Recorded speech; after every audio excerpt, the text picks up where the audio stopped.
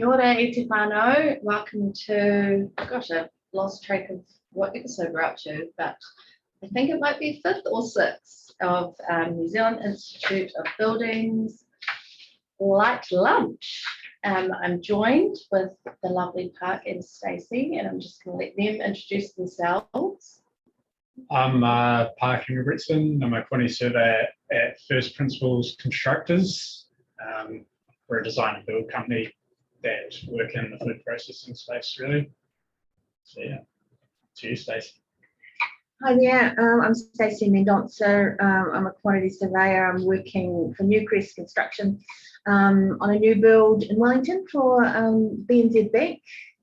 And I'm also a co-founder of National Association of Women in Construction, kind of back 20-something years ago when I first arrived here in Wellington. I've kind of lived and worked in Wellington most of my career, and finally, after lots of different opportunities, I am back on site and having been on the Portacom and running up and down the site every day, which is it's really good, except for days like this when it's raining. Yes, of course. Yes, so thank you both for braving the weather and coming and joining me in the office, which is it's great to have you here. So let's kick things off with the grunty part of light lunch, which is what is keeping you up at night. So I'll start with you, Parke. What is your first thing keeping you up at night? My first thing is probably subcontract performance. As a QS, we work quite far ahead of the game, and with my company, we move through nationwide through all different regions. So this year I might work in, say, for example, I'm working in the Hawke's Bay. Next year I might be in somewhere like Southland or Auckland. So it's meeting new subbies. We're not always working with the same ones. It's when we start to engage them, have we engaged them correctly? Do we know that they're going to turn up and perform in a couple of months? For example, we met a Tyler on site the other week and we said, we'll see you in June next year. So Wow, yes. Never worked with him before, don't know him. Hopefully he turns up in June, sort of thing. Yeah. So yeah. And I guess so you have to have that planning process, but also I guess a follow-up process to ensure that. Yeah, and just good engagement with the team from like our side, because we're a main contractor, and then making sure that they've ordered things. That we'll probably touch on that a little bit later, but making sure orders are underway and materials, there's no issues or long lead times. So trust is a big thing. Trust is actually one that we're working through at the moment in our company with like our sort of team building stuff. Yes. Trust is quite a big one, Yeah, and I mean, kind of years gone by, you could probably get away with catching up with them in May and saying, you know, don't forget we're starting. But I think now, because everybody has got so much on their mind, everything is just, you know, what are we doing next week? So we had the same sort of situation where we're just having to keep in touch a hell of a lot more than we've ever done before. Just making sure, you know, I like to say, you know, keep me on your phone, on your speed dial, so you know who I am when I call you, because although we're not quite ready yet, we're, you know, it's going to be pushing the button soon. Yeah. And we never had to do that, so it's just, I think it's just having to adapt and flex, and you know, squeaky wheel is the one that gets the oil first. So you know, making sure that that's important.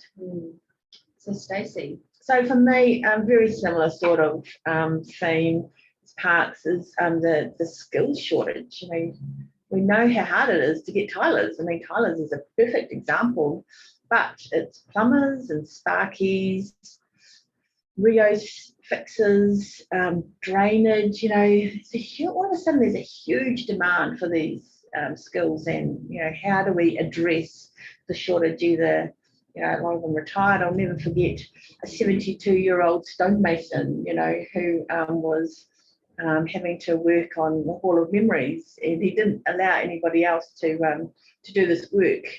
And it's like, wow, 72, you're still up there and doing it, and doing all the heavy lifting as well. And it's because, you know, stonemasonry is a really reduced opportunity. So that's where seeing things like BCITO and you know, those apprentice reduced and free apprentice training schemes are really great to get a lot more people into apprenticeships or considering them, a lot of career changes.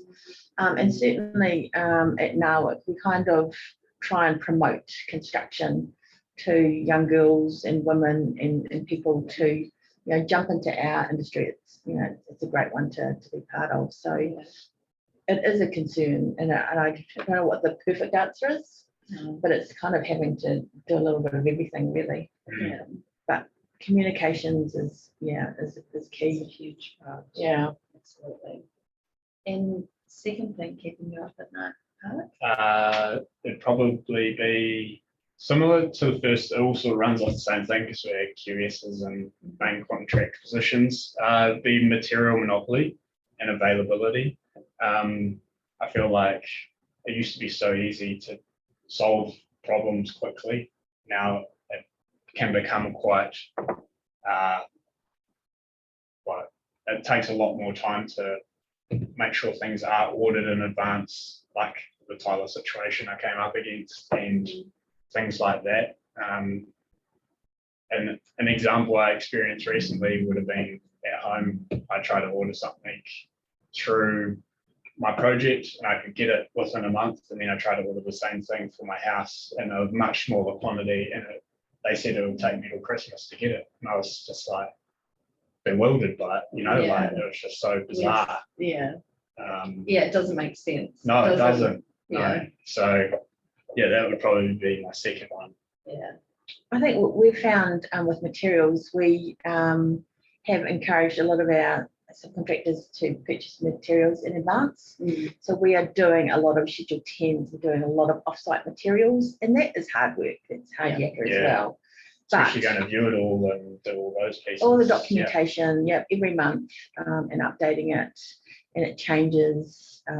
But it does give a bit more security, and at least our subcontractors are getting paid for the products that we've asked them to get. We know that it's in the country, and in fact we hired a factory that we've been able to store quite a lot of products. So we don't have that program issue quite as much. Yeah, and that anxiety of is it going to be here in time? Is it? Yeah, so that's just a number of ways that we have had to think of different procuring to ensure and protect our material supply really. And also important to get that sort of buy-in from your client. Like even if you're like a small resi builder, it's important that whoever you're building for, they are bought into that process as well. So then they know that you go through these hoops to and it brings in that trust time frames and stuff like that. Yeah, that everyone's a part of it, and we need to work together to get to the same end goal. Yeah, they're not paying anything more. They are just paying for some products earlier than the normal, and just be a bit more organised and so everyone can sleep better at night. Yeah, which is program certainty as well. So, yeah. So Stacey. So for me, it was stress in the workplace. Yeah. It's already November 2, and probably the end of October, just leading up to Labour weekend, is kind of when the stress levels ramp for our industry, and always have. So it's not new, but it does seem to creep up in it. And I think on top of everything else that's gone over the last 2 years, the stress levels are ramped up. I mean, even this morning, my husband got a call from one of his colleagues who's tested positive for COVID, and it's like, haven't we already just got it and it's out the way and we can move on? But no, it's not one. So it's those kind of uncertainties that's it's kind of what we dislike the most. We like things to run orderly, to program into time, and we know that doesn't work, and then throwing in the whole COVID and sickness thing as well, completely out of our control. So it bothers me about the whole how stressed our staff are, and we're seeing that with the high suicide rates. And fortunately, to combat that, we've had mates in construction come in, and they came into they did a talk at our site, and there were things that I hadn't really thought about myself, but yeah, it's just a really, really challenging. Yeah, It's good you bring that up, Stacey. So the mates in construction will put their, I think a lot of people are aware, but if you're not, we'll put that in a follow-up email because they have some really good tips and tricks and what to look out for, you know, how to start a conversation if you're worried about someone, because absolutely, I think that's crucial, especially at this time of year when people are feeling pretty overdone, overcooked. Yeah. Yeah, it's also important that there's no better time spent than time spent on yourself, because Absolutely. if Yeah. you're not going to turn up Yeah. and be present in your role, then like just take some time out and Yeah. Mm-hmm. go spend it doing things you like doing, I guess. Absolutely. Yeah, recharge. Yeah. But what is your third for keeping you up at night? Changing costs or cost fluctuations. That's been like a real weird one this year. We went through like a period of a couple of weeks where you just get an email every week. I want a couple bucks extra for this or that or this. And you're just like, shit, how am I going to bridge that conversation Yes. to like the client ultimately at the end, which, yeah, that one was a real weird one. It's almost like just become accustomed to having those conversations now because it's become so frequent. But at the start, yeah, that was definitely one keeping me up. All right. Third for you, Stacey? Exactly the same, managing risk. Yep. And it's that financial, you know, we have a responsibility to our companies and to our clients and to our subcontractors. You know, everybody is really feeling it, and it's not always where you expect some of the increased costs to come. You know, no one would have expected containers to be charged 4 times more to get into the country than ever before. I mean, freight and petrol. I mean, if you can get freight, you know, if you can get things up and down the country. I worked somewhere where it took, you know, 10 working days to get from Timaru to Auckland. Wow. And that just shouldn't happen. You know? Yeah. And it was just beyond everyone's control. But put so much pressure. Yeah. Yeah. So that, again, hopefully in the new year, that sort of thing will ease. Hopefully, transport and fuel costs will come down and it won't be passed on. You know, I've seen steel supply costs come down, so we're waiting for it to filter down to our suppliers and things like that. So it is coming. It's just hurry up. Few more sleepless nights before that happens. Hurry up and get yeah.